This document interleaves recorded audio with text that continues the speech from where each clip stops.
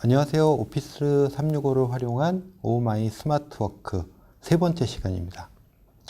자, 이번 시간에는 그 구독 확인, 그러니까 우리가 어떤 라이선스를 가지고 있는지, 그 다음에 그 라이선스를 사용자한테 할당하는 그런 방법들에 대해서 알아보도록 하겠습니다.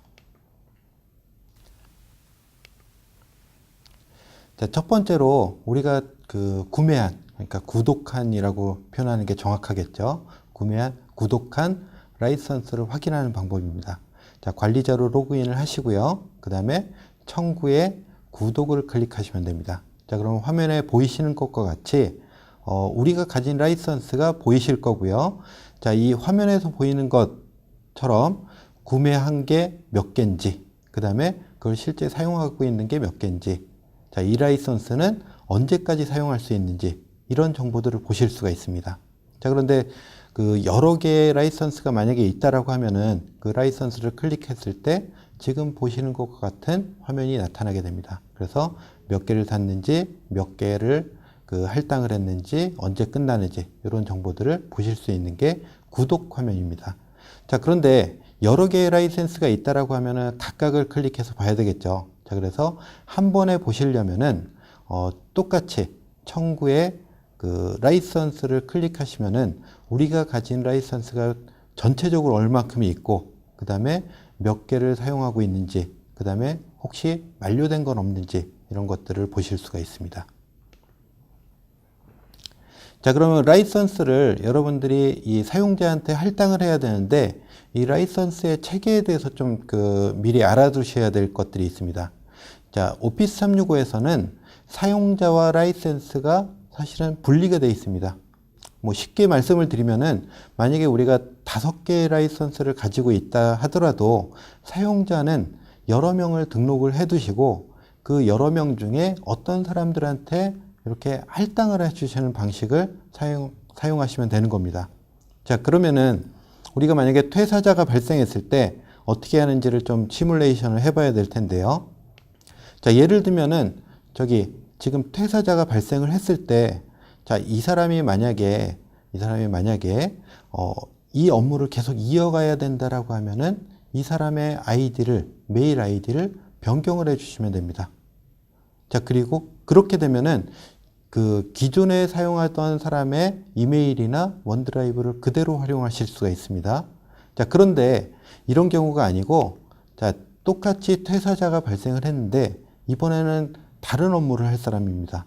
자, 이 경우에는 새로운 아이디를 만드시고요. 자, 그 다음에 기존에 퇴사자가 가지고 있던 라이선스를 빼고, 그 다음에 신규 사용자한테 다시 할당을 해주는 겁니다. 자, 이런 식으로 여러분들은 라이선스 관리를 하실 수가 있습니다. 자, 우리 첫 번째 시간에서 배운 것처럼 사용자는 여러 사용자가 있는데 실제 그 사용자들이 어떻게 보이는지를 한번 알아보도록 하겠습니다.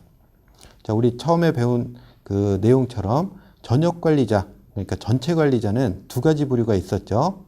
기본 전체 관리자와 그 다음에 슈퍼 어드민이 있었고요. 자, 그 다음에 사용자, 그리고 사용자에 지정된 관리자, 그러니까 제한적 관리자 역할을 맡은 사람들이 있었죠. 자, 거기에 추가적으로 사용자에는 내부 사용자와 외부 사용자로 또 구분을 할 수가 있습니다. 그럼 각각 어떻게 보이는지 한번 보도록 하겠습니다. 자, 여러분들이 활성 사용자에서 모든 사용자를 클릭했을 때 이렇게 5가지의 역할에 따라서 아이디가 다르게 보이는 것을 볼 수가 있습니다. 첫 번째로 외부 사용자 같은 경우에는 이메일 주소 앞부분에 EXT라는 별도의 코드가 붙게 됩니다. 자, 이거는 우리가 만들어낸 사용자는 아니지만 한마디로 얘기하면은 공유된 사용자, 원드라이브라든지 쉐어포인트를 통해서 초대가 된 사용자 같은 경우에는 이렇게 EXT라는 코드가 붙게 됩니다. 자, 그 다음에 이제 일반적인 내부 사용자 같은 경우에는 우리 회사 도메인을 가지고 있고, 그 다음에 사용이 허가가 된, 그러니까 라이선스가 할당된 사용자로 볼 수가 있겠죠.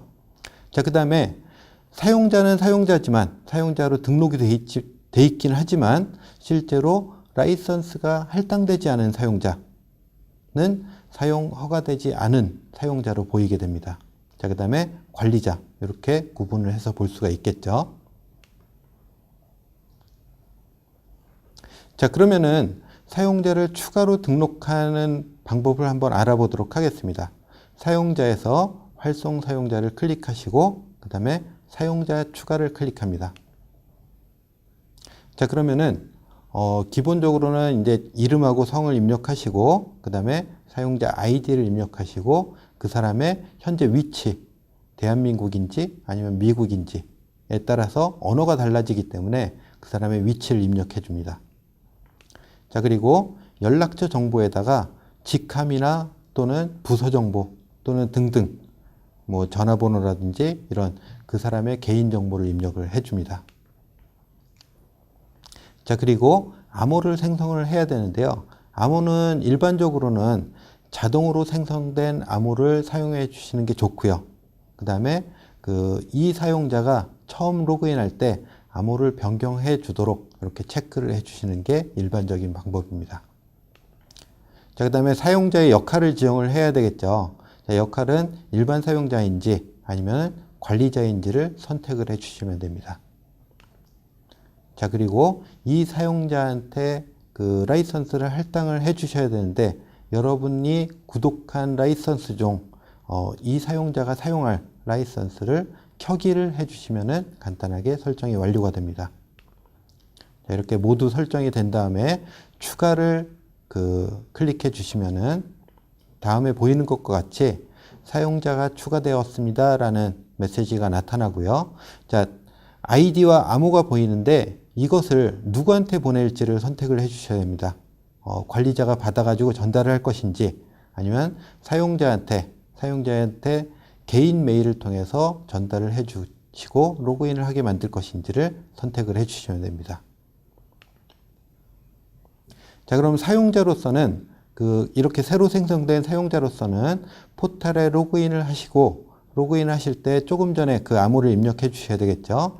암호를 입력하게 되면은 바로 암호를 업데이트하라는 메시지가 나타나면서 각각 개인의 암호를 입력을 해 주시면 됩니다. 자, 그렇게 입력을 해 주시면은 지금 보이시는 것과 같이 로그인을 할 수가 있습니다.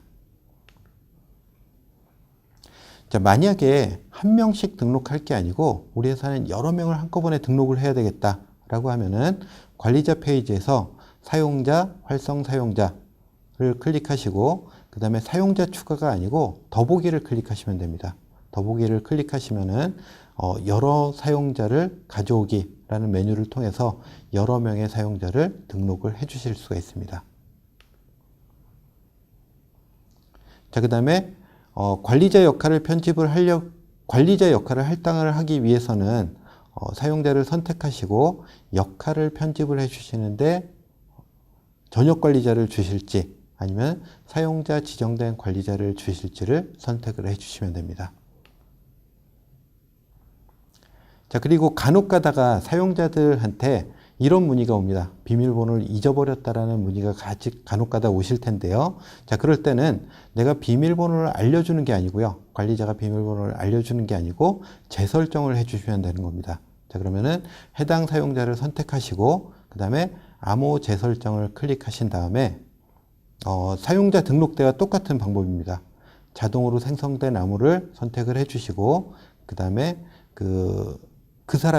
해당하는 사람이 다시 암호를 선택하도록 체크박스를 선택해 주시고 재설정을 눌러 주시면 됩니다.